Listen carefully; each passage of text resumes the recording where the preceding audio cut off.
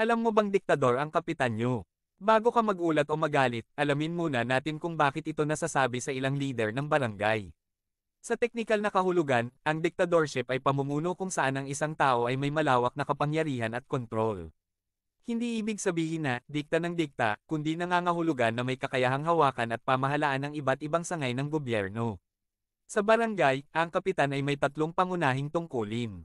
Isa, executive nagpapatupad ng mga batas at ordinansa.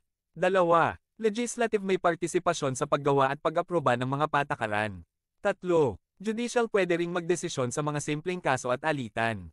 Dahil pinagsasama ang tatlong kapangyarihan sa iisang tao, considered na diktador ang kapitan, hindi dahil masama, kundi dahil malawak ang saklaw ng kapangyarihan na hawak niya. Kung gusto mong mas maintindihan ang ganitong klaseng impormasyon tungkol sa pamahalaan at leader ng barangay, i-follow mo ako para lagi kang may tamang kaalaman.